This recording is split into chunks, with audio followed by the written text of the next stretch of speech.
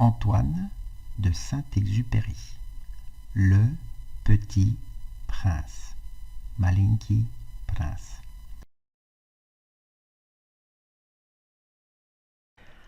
À Léon Verte. Je demande pardon aux enfants d'avoir dédié ce livre à une grande personne. J'ai une excuse sérieuse. Cette grande personne est le meilleur ami que j'ai au monde. J'ai une autre excuse. Cette grande personne peut tout comprendre, même les livres pour enfants. J'ai une troisième excuse. Cette grande personne habite la France où elle a faim et froid. Elle a bien besoin d'être consolée. Si toutes ces excuses ne suffisent pas, je veux bien dédier ce livre à l'enfant qu'a été autrefois cette grande personne. Toutes les grandes personnes ont d'abord été des enfants, mais peu d'entre elles s'en souviennent. Je corrige donc ma dédicace à Léon Verte quand il était petit garçon. À Léon Verte. Je demande pardon aux enfants d'avoir dédié ce livre à une grande personne. J'ai une excuse sérieuse.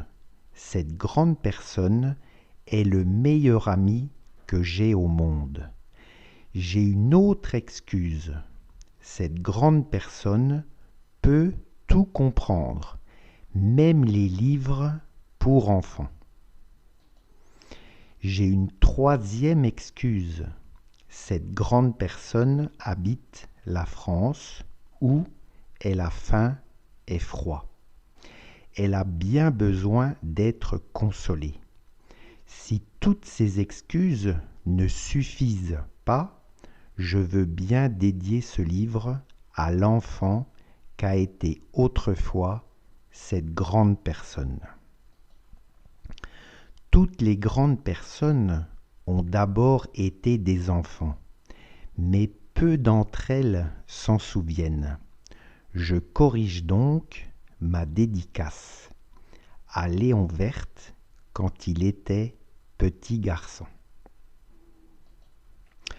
Lorsque j'avais 6 ans, j'ai vu une fois une magnifique image dans un livre sur la forêt vierge qui s'appelait Histoire vécue. Ça représentait un serpent boa qui avalait un fauve. Voilà la copie du dessin.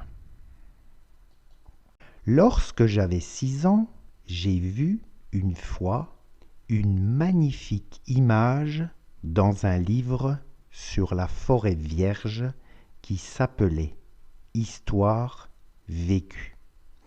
Ça représentait un serpent boa qui avalait un fauve. Voilà la copie du dessin. On disait dans le livre, les serpents boa avalent leur proie tout entière, sans la mâcher. Ensuite, ils ne peuvent plus bouger et ils dorment pendant les 6 mois de leur digestion.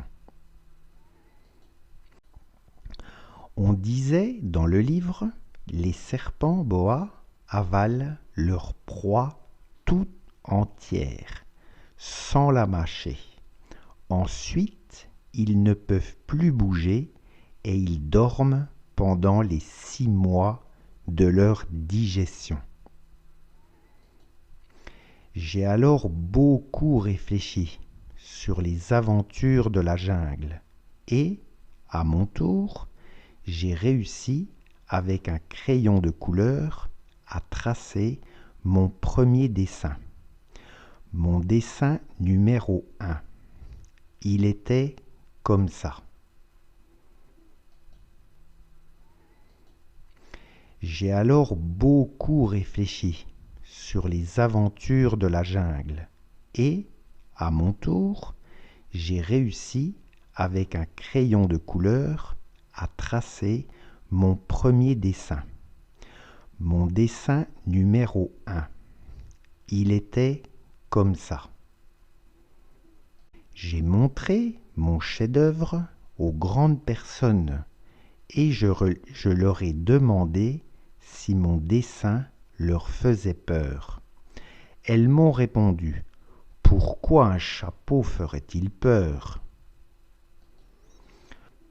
J'ai montré mon chef-d'œuvre aux grandes personnes et je leur ai demandé si mon dessin leur faisait peur. Elles m'ont répondu: pourquoi un chapeau ferait-il peur? Mon dessin ne représentait pas un chapeau, il représentait un serpent boa qui digérait un éléphant. J'ai alors dessiné l'intérieur du serpent boa afin que les grandes personnes puissent comprendre.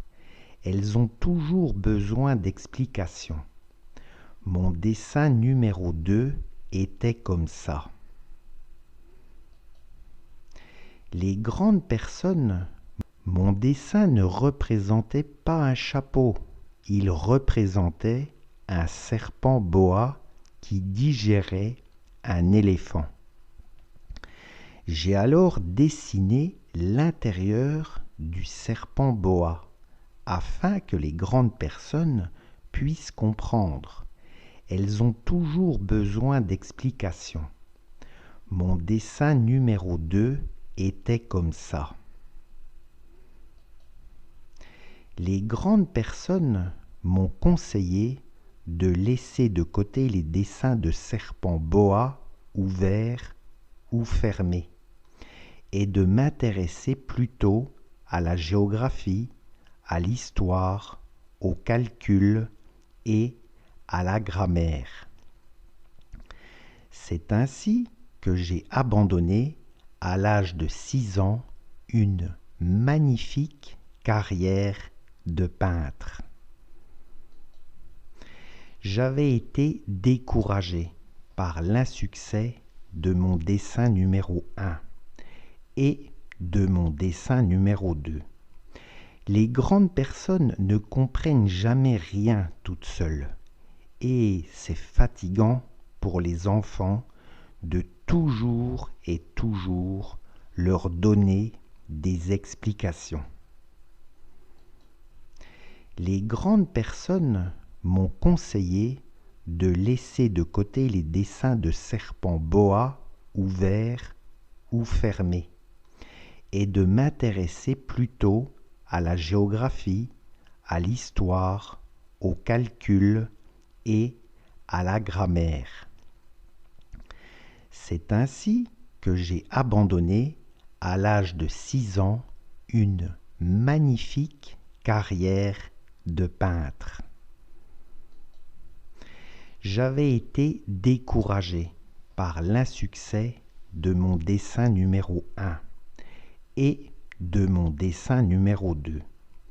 Les grandes personnes ne comprennent jamais rien toutes seules et c'est fatigant pour les enfants de toujours et toujours leur donner des explications. J'ai donc dû choisir un autre métier et j'ai appris à piloter des avions. J'ai volé un peu partout dans le monde et la géographie, c'est exact, m'a beaucoup servi. Je savais reconnaître du premier coup d'œil la Chine de l'Arizona. C'est utile si l'on est égaré pendant la nuit. J'ai donc dû choisir un autre métier et j'ai appris à piloter des avions. J'ai volé un peu partout dans le monde et la géographie, c'est exact, m'a beaucoup servi. Je savais reconnaître du premier coup d'œil la Chine de l'Arizona. C'est utile si l'on est égaré pendant la nuit. J'ai ainsi eu, au cours de ma vie, des tas de contacts avec des tas de gens sérieux. J'ai beaucoup vécu chez les grandes personnes. Je les ai vus de très près. Ça n'a pas trop amélioré mon opinion. J'ai ainsi eu, au cours de ma vie, des tas de contacts avec des tas de gens sérieux. J'ai beaucoup vécu chez les grandes personnes. Je les ai vus de très près. Ça n'a pas trop amélioré mon opinion. Quand j'en rencontrais une qui me paraissait un peu lucide, je faisais l'expérience sur elle de mon dessin numéro 1 que j'ai toujours conservé. Je voulais savoir si elle était vraiment compréhensive. Mais toujours elle me répondait « C'est un chapeau ». Alors, je ne lui parlais ni de serpent bois, ni de forêt vierge, ni d'étoiles. Je me mettais à sa portée. Je lui parlais de bridge, de golf, de politique et de cravate. Et la grande personne était bien contente de connaître un homme aussi raisonnable. Quand j'en rencontrais une qui me paraissait un peu lucide, je faisais l'expérience sur elle de mon dessin numéro 1 que j'ai toujours conservé. Je voulais savoir si elle était vraiment compréhensive. Mais toujours elle me répondait « C'est un chapeau ». Alors, je ne lui parlais ni de serpent bois, ni de forêt vierge, ni d'étoiles. Je me mettais à sa portée. Je lui parlais de bridge, de golf, de politique et de cravate. Et la grande personne était bien contente de connaître un homme aussi raisonnable.